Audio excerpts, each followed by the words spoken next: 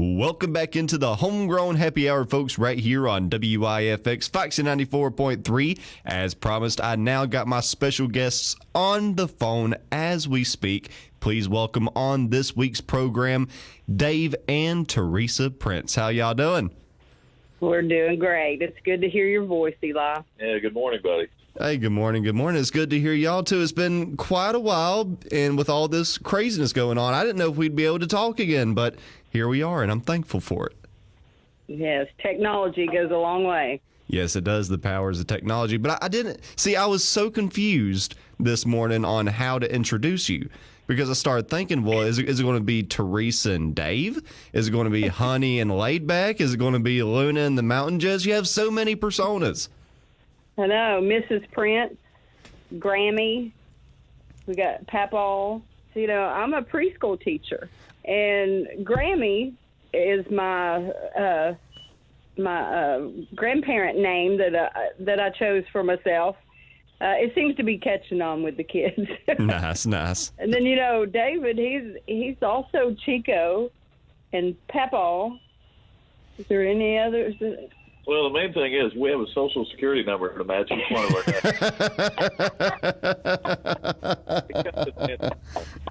That was a good one right there. So when did all these different personas and names start for y'all, and what started it?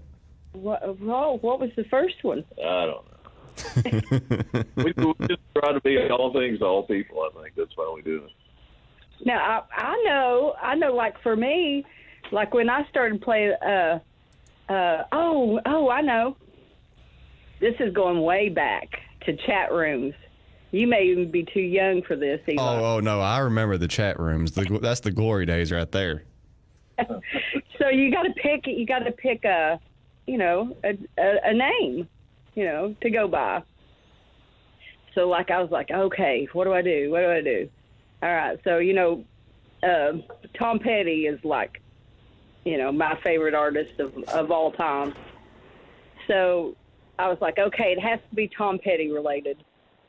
So I was looking at songs of his, and there's a song called Magnolia, which I love, and there's a song called Luna that I loved, and I was like, I don't feel Magnolia-y, so I'm going to take on Luna.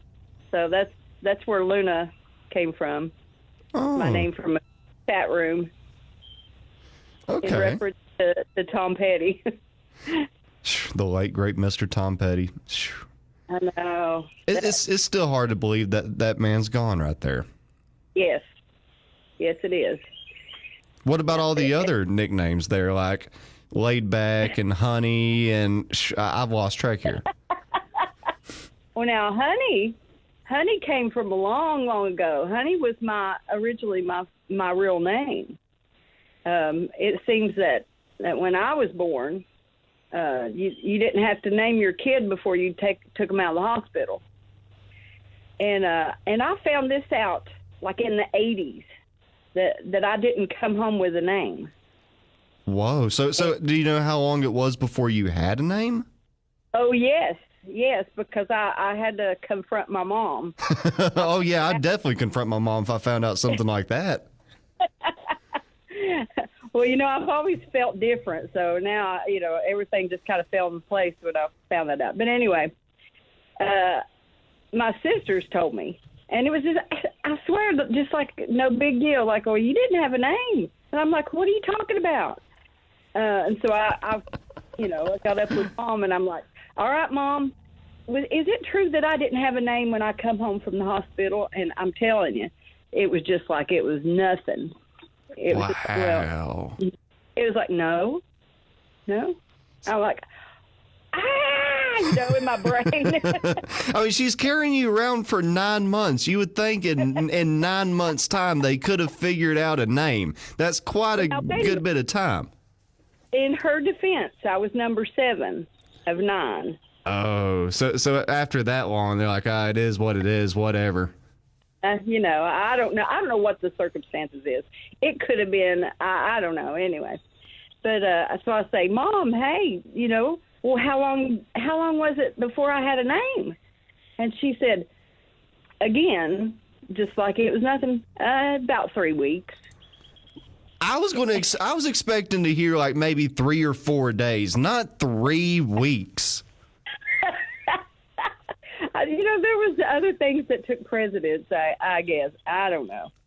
It was the 60s. Well, if you're number 7 too, they have 7 kids to deal with, so I can see that their hands are a little bit tied. But I said, okay. I said, well, what did you name me? What did you call me for 3 weeks before I had a name? And she just said, oh, we just called you Honey. And that was it. So was Honey like your legal name there for a while? When did it get changed to Teresa? No, there was nothing. There was nothing for 3 weeks. Oh my goodness, that's crazy. It's the weirdest thing.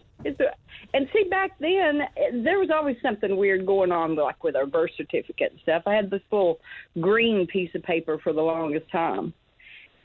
I don't know. It was weird. So do you have an actual birth certificate? Are you a U.S. citizen? Yes, I am a U.S. citizen. I got that taken care of. I think it was later in life when I actually, took care of it. The green paper seemed to suffice at the time. Like it was okay. I think it must have come from the hospital or something. I just remember it being green. Wow, that's wild. What about Laid Back, Dave? Where did that come from?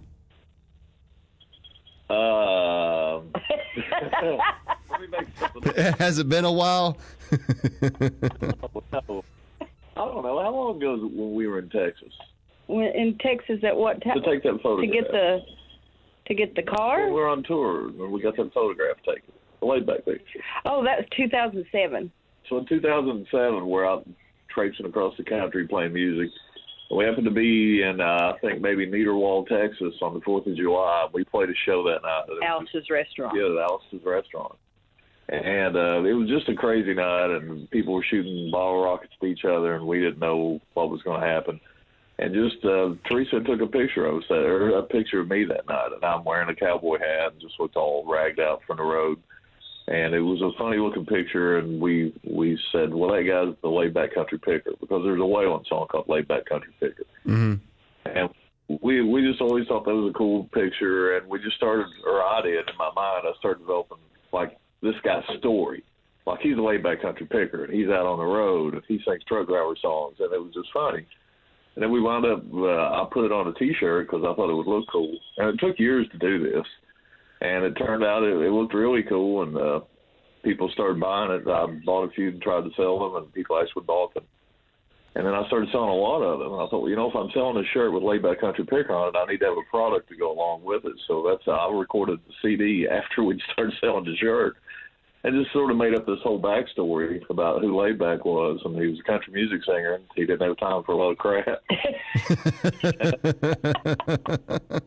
I was going to ask Phil's about the song, because that's one of my favorite Waylon songs right there. Yeah. That's cool, though, man. And the McGoffin County Cadillac. Do y'all actually own one of those, or do y'all just see them a lot around there?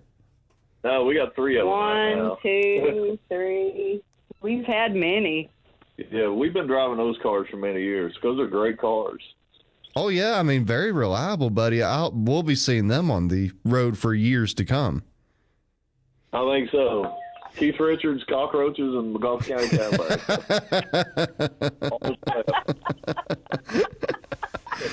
So are there like any more characters that you maybe make down the road or anything, or do you think that you're good for right now? I mean, you've basically got how many is there? How many characters are there? I don't know. It's not like we sat down and said, okay, we're going to develop 15 characters. Laid Back's a vehicle for me to play, country music and be forgetful and do that kind of stuff. Mm-hmm. For a while I was playing a lot of guitar for like Shawn Whiting, and I'm just me playing guitar for Shawn Whiting. I play guitar for Teresa and Lynn and the Mountain Jets. I'm in another band called Giant Rooster Sideshow where I just play guitar. So, I don't know. I don't think there'll ever be anything I do on my own, just as David Prince, because that's not very exciting. But Yeah. Laid Back. Yeah, Laid Now, Back Teresa- sounds a lot cooler than David Prince, to be honest. Oh yeah, David Prince. Yeah, that's kind of dull. But now Teresa has another character that we've talked about doing, and I don't know if we'll ever get to that or not. What's that? Your lounge act thing. What's that? Is that Trixie? Yeah, I guess so. Talk about that. Trixie, now that's a wild name right there. Trixie is. Well, I got called Trixie at school. My principal, he's no longer our principal now. He's a good friend. Retired. Yeah, he's a retired principal. That's right. And just funny. He's a funny guy. And I don't know. Just one day he called me Trixie, and it just kind of stuck. You know, you have a dog named Trixie. You really? Yeah.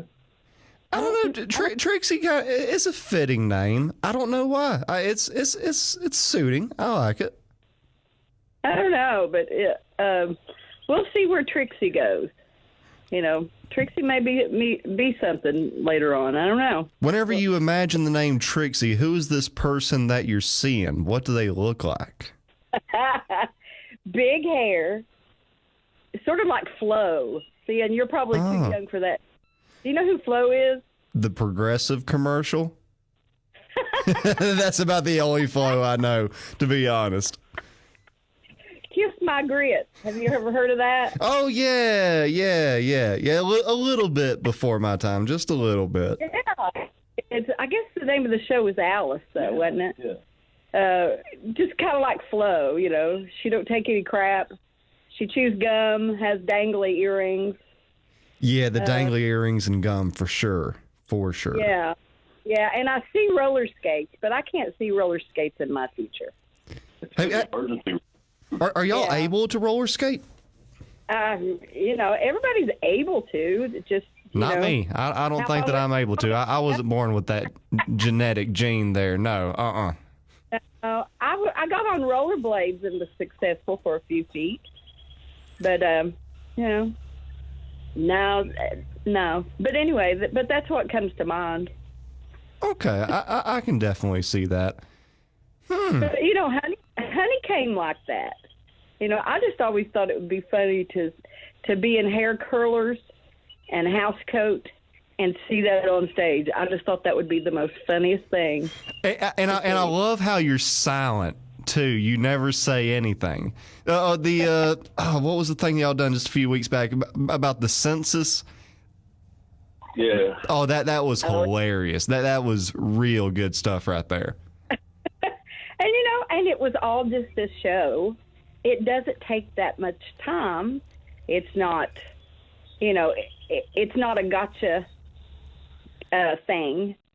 And you know, it was serious, and you know, it doesn't ask for, you know, personal. It does ask for personal information, but not scary information.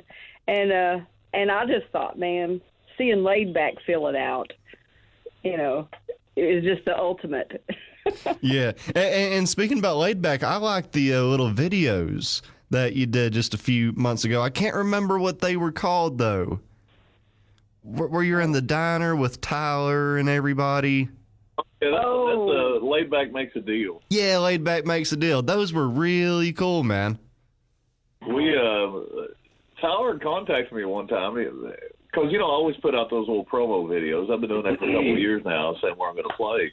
And Tyler's like, well, man, I've got an idea. He said, I want to do that. I want to be in one of your videos, and I want to make it a longer, like, you know, let's go a few minutes with it.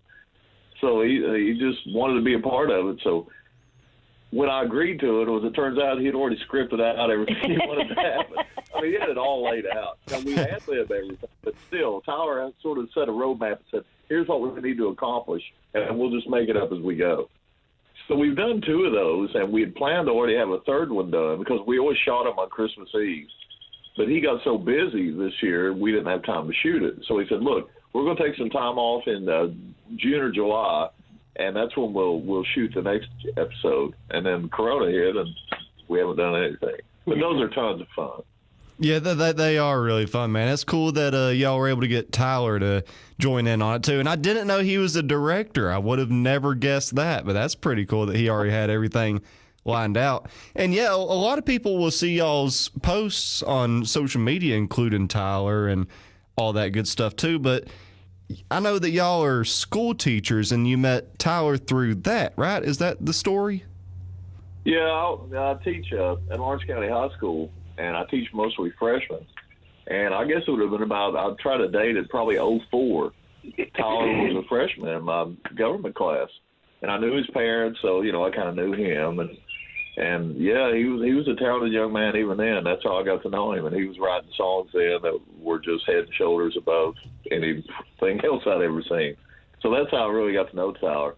And what's great about him is, he's dragged me into a whole lot of stuff. I've opened a lot of shows for him. I played Red Rocks. I've been on the Ryman. All because of him. I mean, I'm just everything that's happened to me musically is because Tyler's made it happen. I can't thank him enough for that. So how did y'all build that close relationship, though, where he's letting you open up a place like the Ryman and Red Rocks in front of thousands of people? I mean, that's cool that he never forgot you and still brought you along the road and all that, but how do you make that type of connection? I've got photographs of him, and he doesn't want anyone to see. So that's exactly how that happened. So a little bit of blackmail. I say it's smart. Yeah. So I'm going to ride that train as long as I can.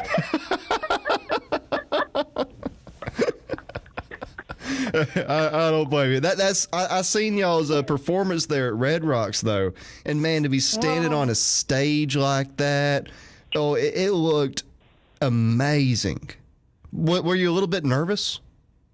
It always turns out that sound check is the most nerve-wracking time for those things. It was the same way at the Ryman. When you're there in the middle of the day and it's empty and it's daylight and you're just sound checking, and that's when that really hits. You're like, oh my God, I'm at Red Rocks. And my generation of people, the U2 Live at Red Rocks came out, I guess around 82, whatever.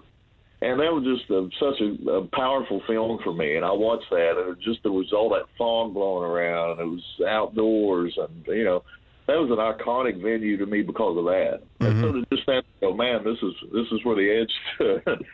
And then like for the Ryman, I mean, you're at the Ryman. That's as good as it gets.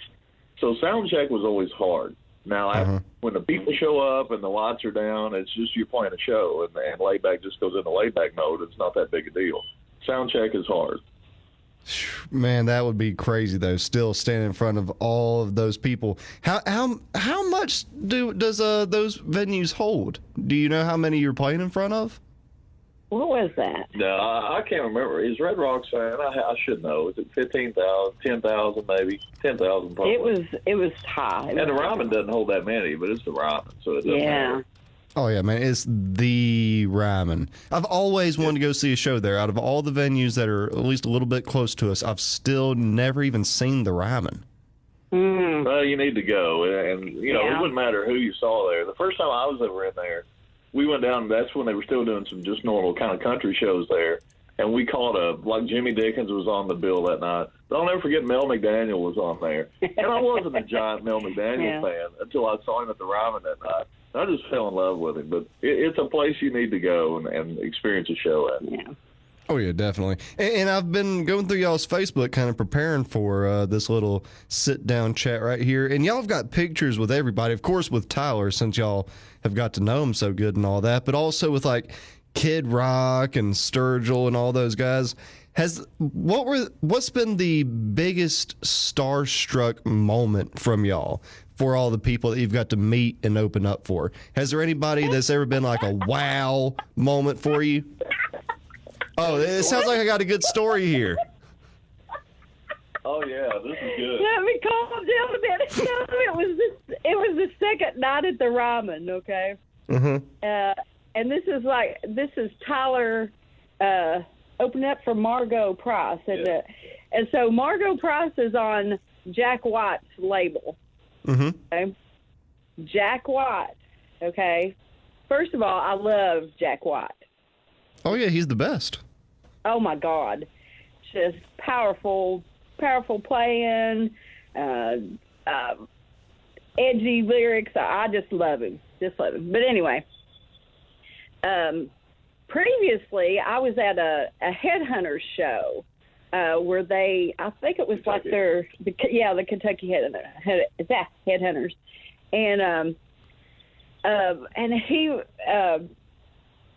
and so I was there at that show, and then like a few weeks later, we opened up for the Kentucky Headhunters, and I was on the bus with Richard Young.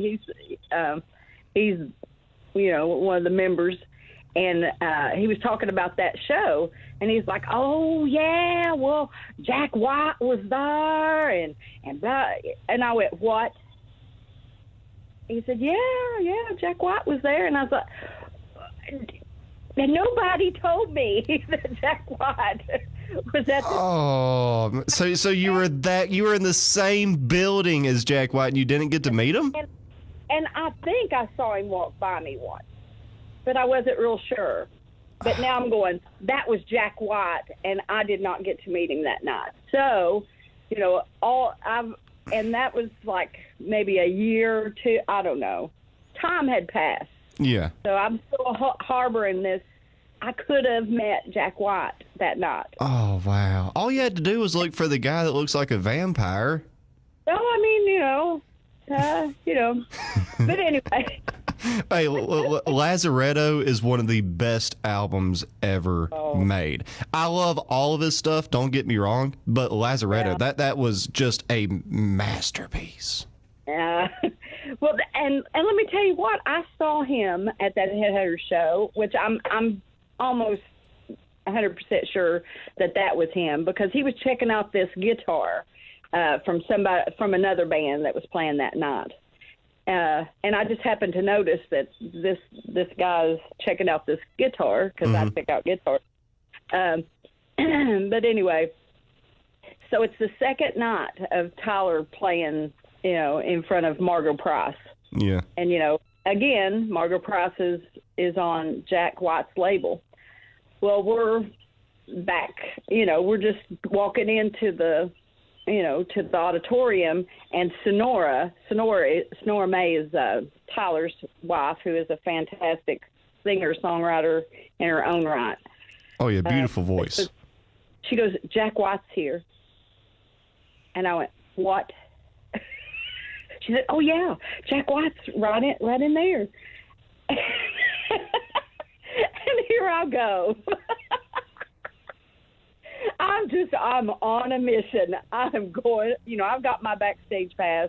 I can go anywhere I want to. So you were told Jack White was there, and you just went full steam ahead. You didn't. Absolutely, yes, I did. Whoa. And so it was Margot Price was sound checking. And so I'm looking around. I'm going, okay, where is he? And he was like in the back row, listening during sound check, and I spot him, and I'm like, oh my God, there he is. Oh my God, Whoa. Then this is like also the most embarrassing day. So he's coming around the what would you call that? The top row? I don't know, walkway. So he's coming around, and he's looking pretty cautious. Oh, I would say the look on your face is probably what's making him feel so cautious. But that's not the worst part. The worst part is he's coming up, and I think maybe Tyler said something. Somebody broke the ice of him talking. And I make him shake my hand. I just grab his hand. His hand is to his side. Nothing. I make him grab my hand.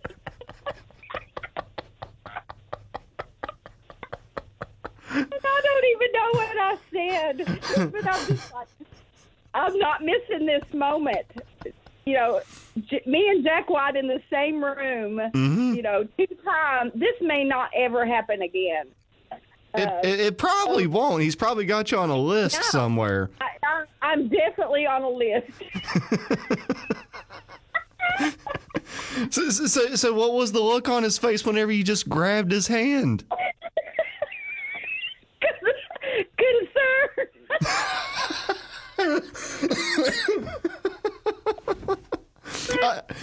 He was looking to the others in the crowd of like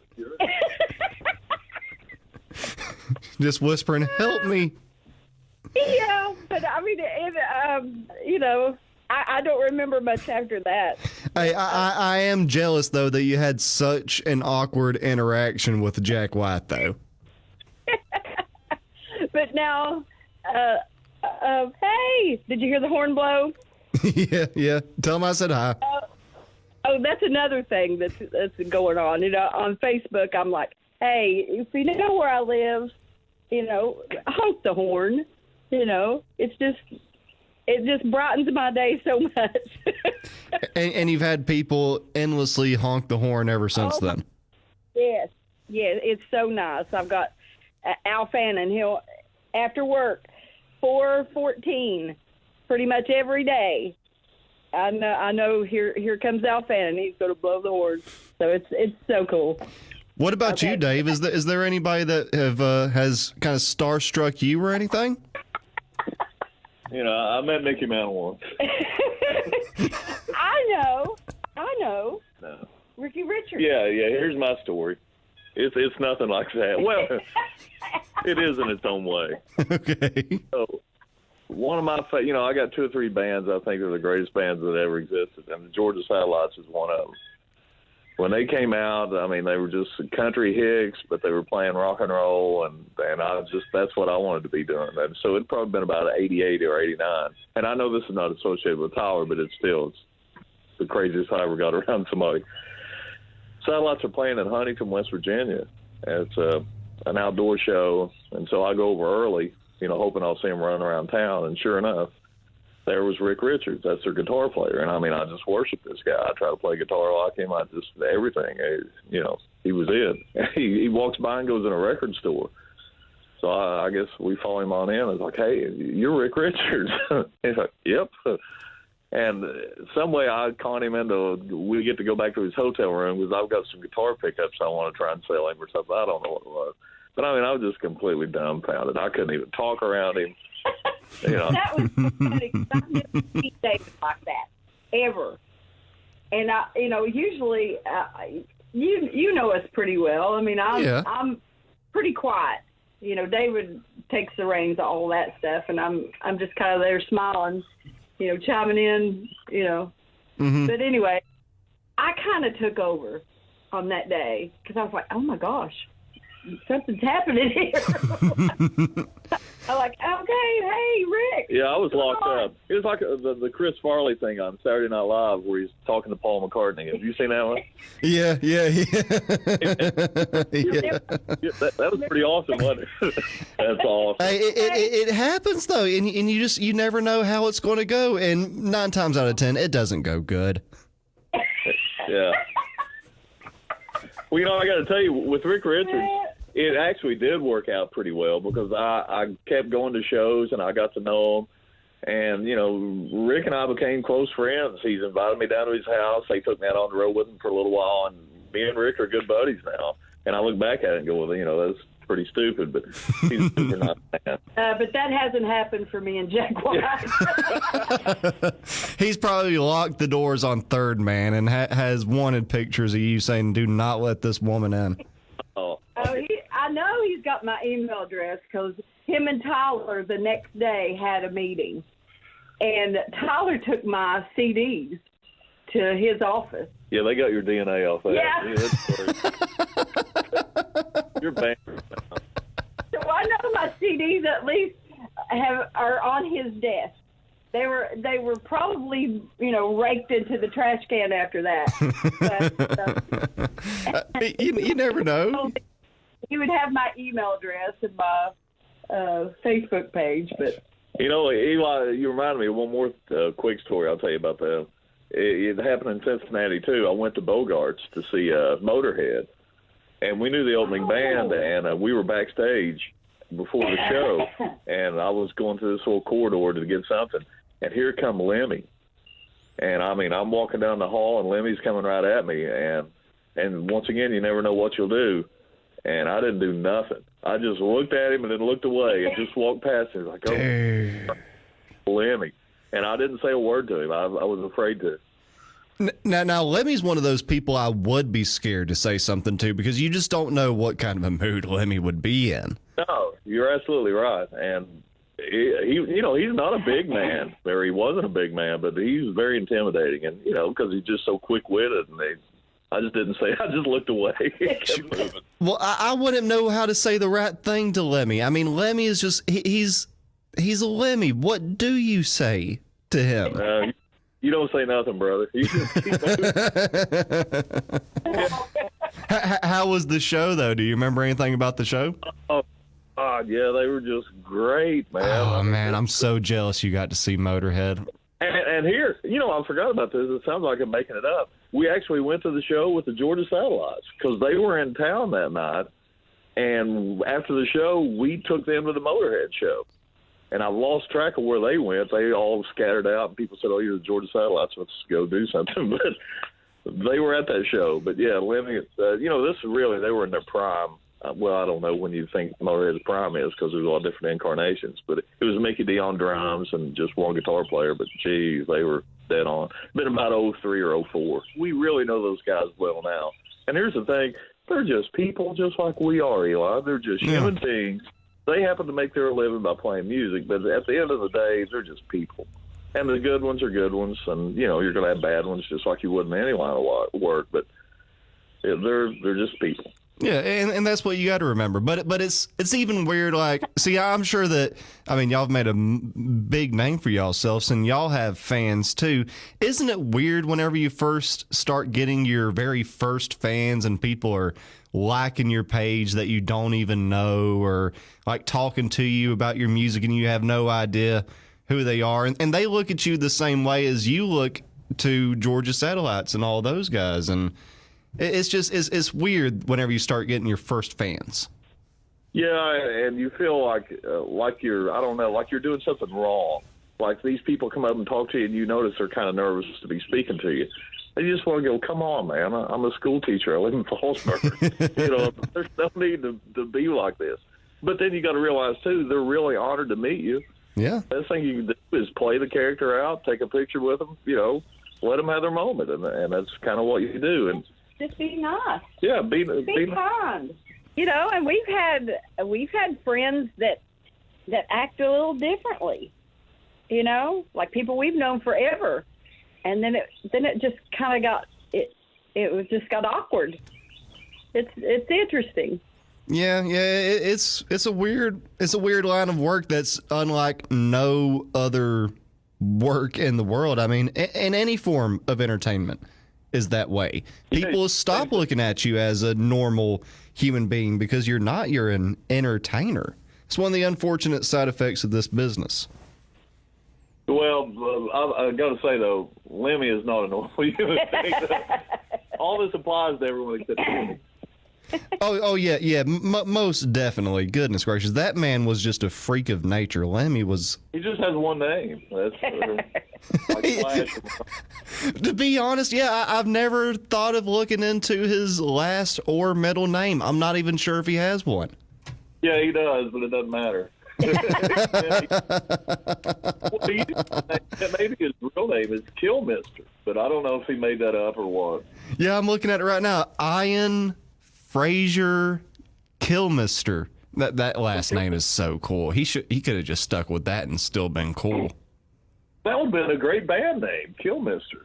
Yeah, and it's spelled a cool way too. But Fraser is his middle name. I would have never guessed Lemmy for being a Fraser. No, I wouldn't call him that.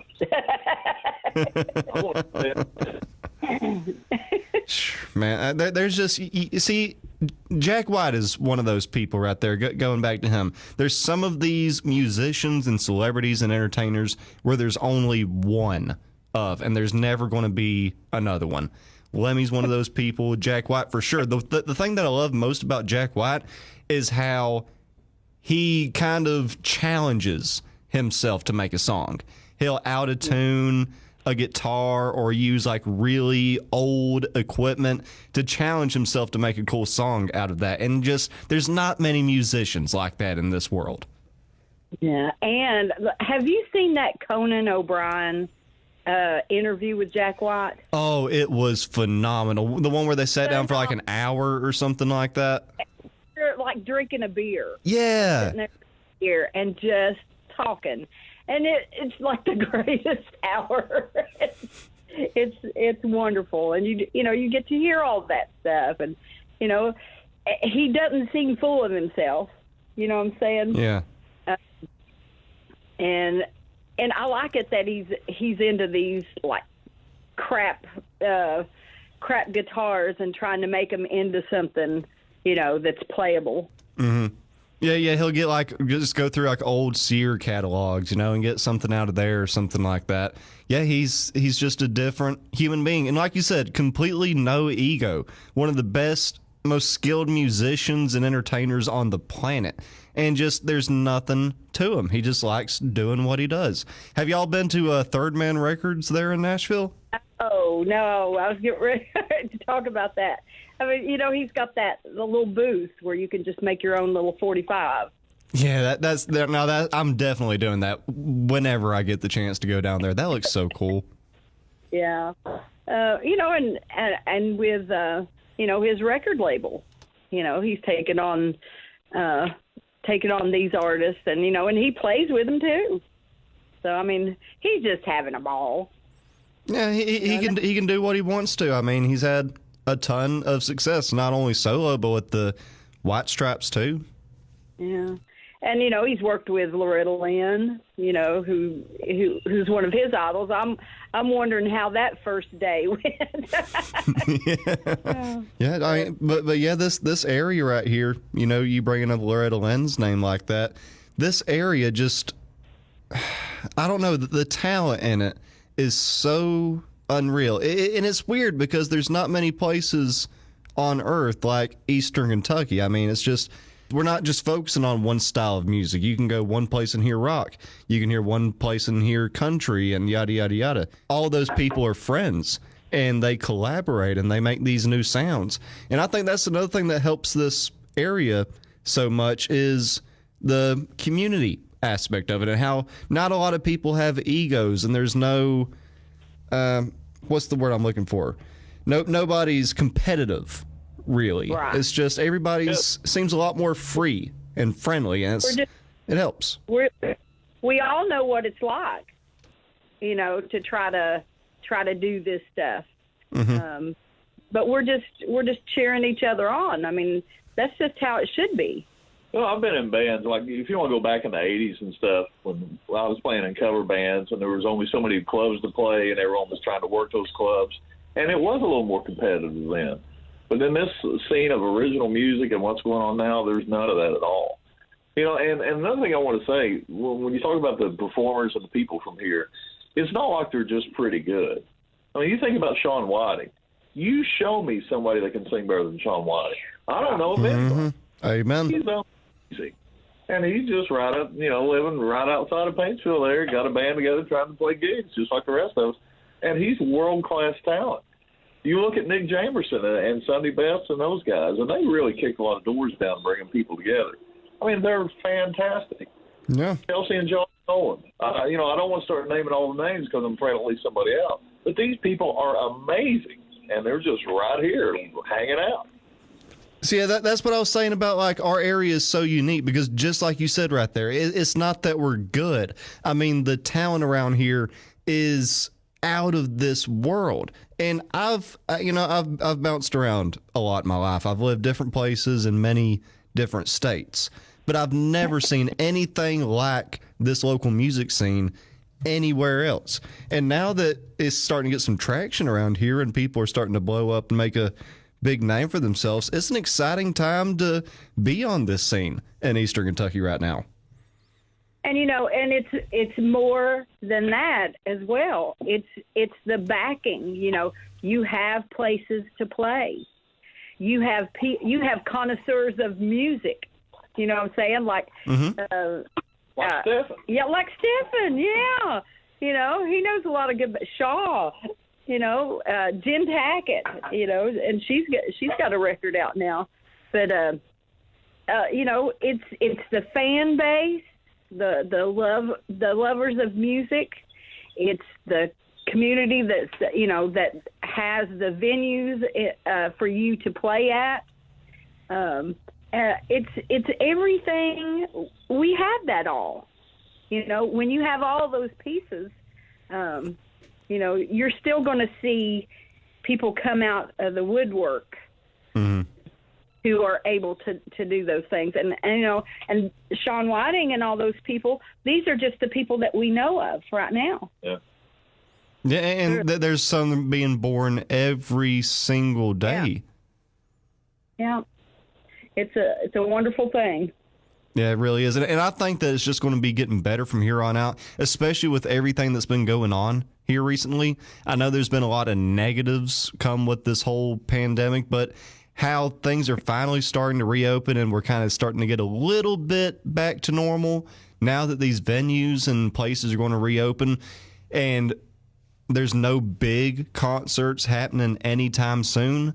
People that want to go to a show or see a concert or hear some live music, the local scene is going to fill that void because that's all people have right now. So to local musicians and entertainers, that's an advantage. Yeah.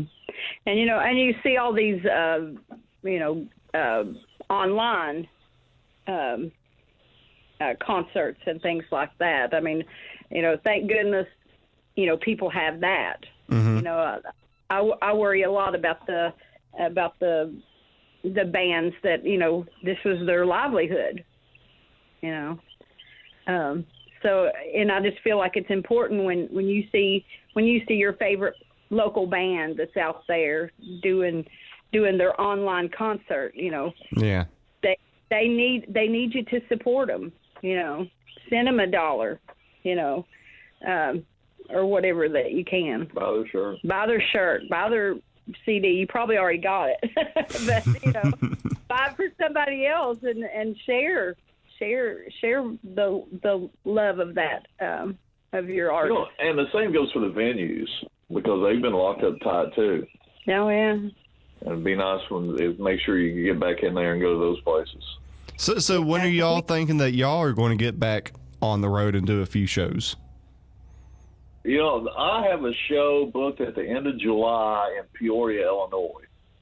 And we're still not sure if we're going to go play that or not. I mean, I had tons of stuff canceled, and then we've kind of turned down some stuff we had on the books because we didn't really feel it was time to get back out and mix in with people. Mm-hmm. I still haven't shut down the July 25th show yet, and I'm kind of leaning on maybe doing it. I don't know. We'll just see how the pandemic goes. Yeah, because so much can change in 24 hours. Yeah. Yeah, that's the thing. I mean, it seems like this is changing every single day, so everything is uncertain right now.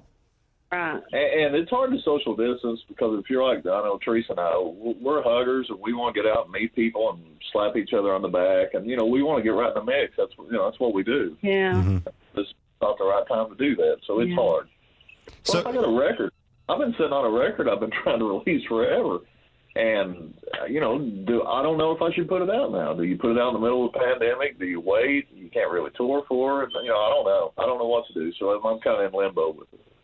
Yeah. It's a very weird time to be an entertainer right now. I haven't booked anything either, and I don't know when to do it or where to go because, yes, some of these venues are opening back up. But like you said, it's okay to be a little bit, careful and cautious about going back into the public. And hopefully all this is over with soon where we can get totally back to normal. But I don't think that people would mind a new record here in the middle of all this. In a way, I think that all forms of art are needed right now, whether it's music or comedy or anything like that, because people they need anything right now. A lot of people are at the house or going for walks or whatever, trying to get their mind off of all this craziness. And anything right now would probably do good. Is this a laid-back record that you're talking about, or Luna and the Mountain Jets? It's a laid-back record. I recorded it actually the end of July last year in Nashville. And I was trying to get it put out. My goal was to have it out by Thanksgiving of last year. And then school started back, and I'm a teacher, so you just get caught up in your schoolwork, and you kind of let the record go. And so I really kicked back into hyperdrive along about the end of December, said, okay, I'm going to get this record out by spring. Because you got to do all this back work. You have to have it mastered. You have to approve mixes. You have to get record covers done. There's a lot of stuff. Yeah. So then I got to dragging my feet again. You get more involved with school. But then when the pandemic hit, I was like, well, I got a little time now. So I got everything done. I'm having vinyl pressed, and the vinyl will be finished at the end of July. I actually have CDs now, and so it's ready to. We're going to launch it, but I just don't really know when. But you're right. Maybe it is a good time to put it out in the middle of the pandemic. I don't know. Yeah, I mean, people kind of need anything right now. That's why that's why Netflix and all those stocks have went through the roof, because people are literally just sitting in their homes right now with nothing to watch. Is this the second laid back album? I know you had that the first one. Is this the second one?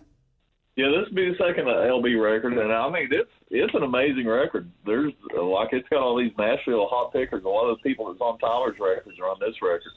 I mean, it's I definitely outkicked my coverage here. Well, it's on Hickman Holler Records. Oh, it's on Hickman Holler. That'd be Tyler's label. Oh, that's cool, man. That's really cool.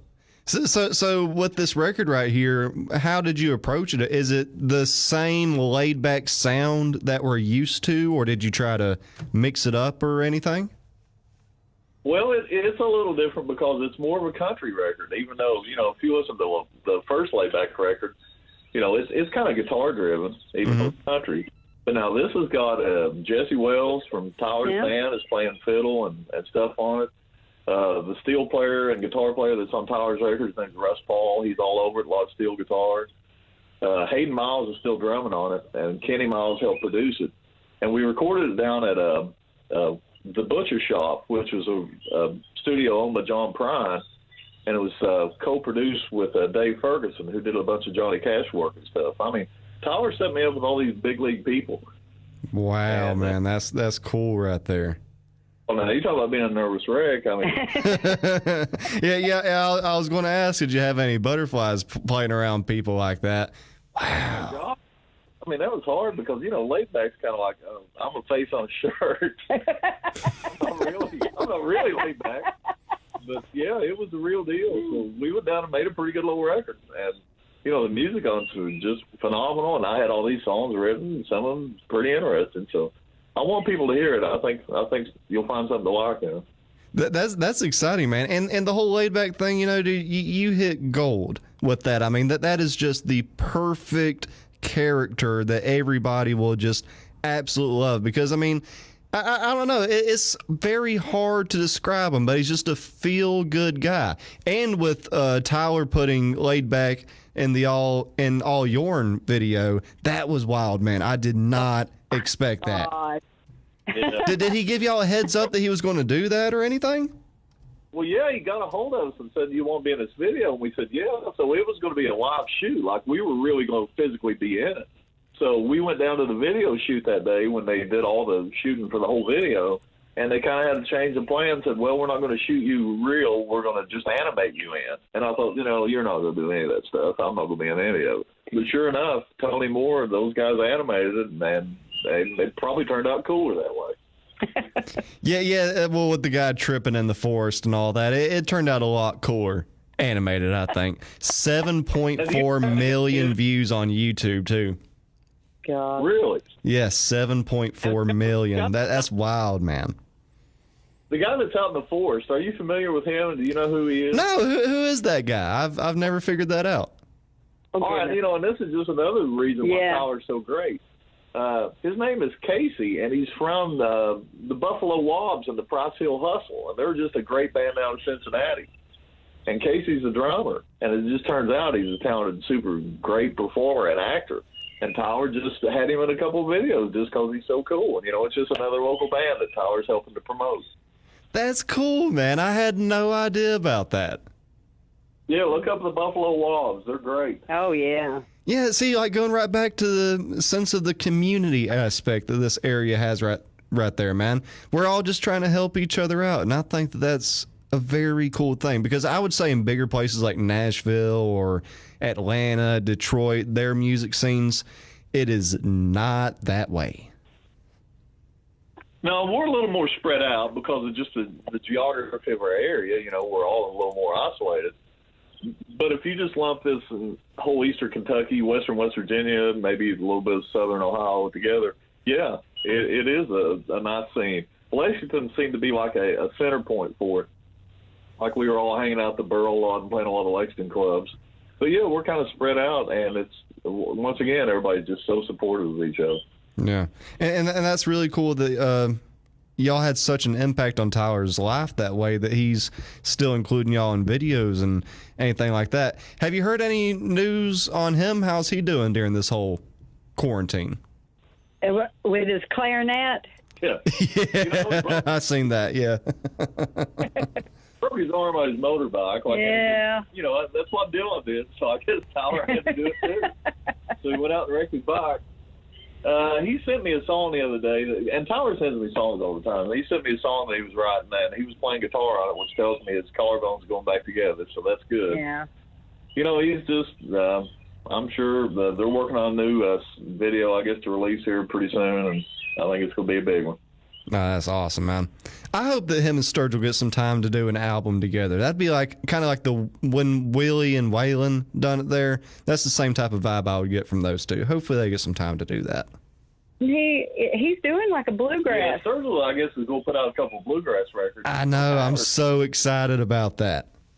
That's right in his wheelhouse, too, for Tyler. Oh, yeah. So, yeah, they could definitely get together and chill a couple of bluegrass. And, you know, Tyler's been working on the fiddle.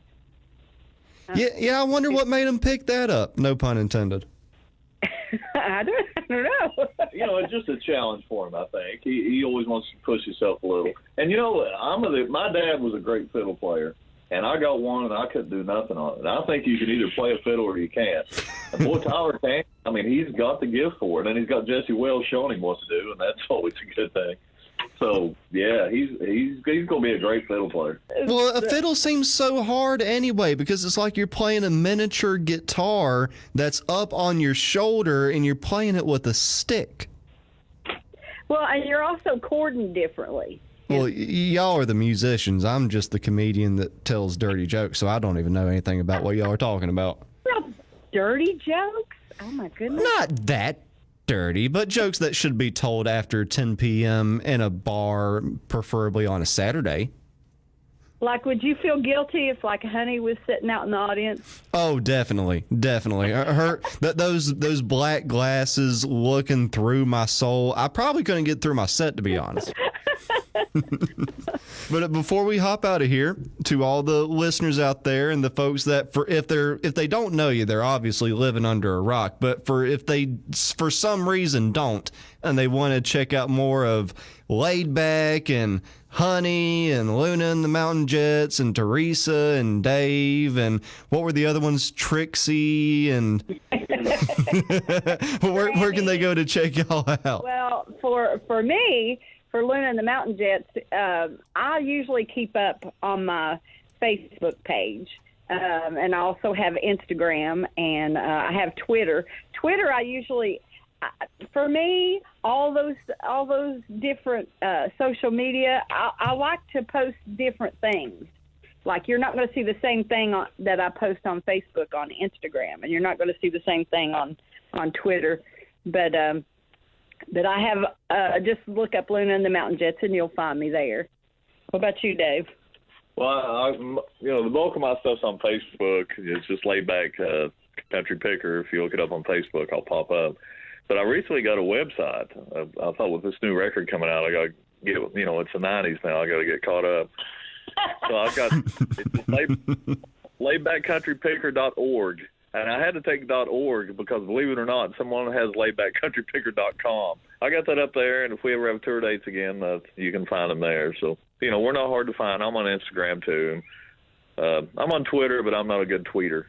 All right, well, there you go, folks. Well, Teresa, Dave, Laid Back, Honey, Luna, Mountain Jets, whatever y'all want to be called. Hey, thank y'all for y'all's time today. You were some of my favorite people on this earth. You were so much fun to talk to. And hopefully next time we get to talk, we can do it in person and have a good time. Eli, as the great, what Lester Roadhog Moran said, it takes people like you to make people like me.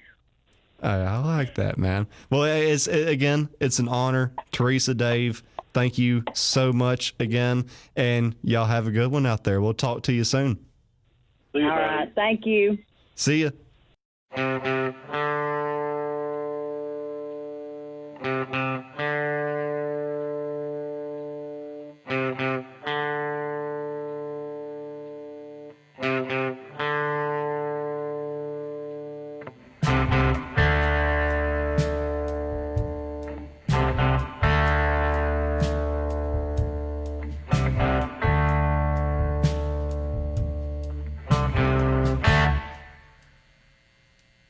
A gift for the all and a living. Swing this way. The gift that keeps on a giving. It's okay. Vines grow only for a season. Pass away. It helps with the pain that's easing. It's okay.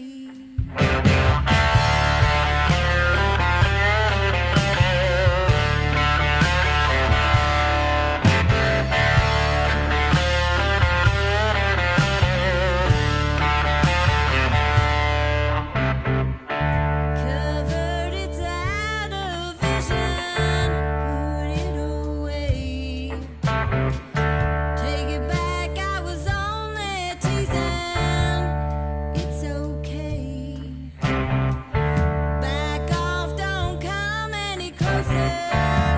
Stay away. Trust me, don't need any reason. It's okay.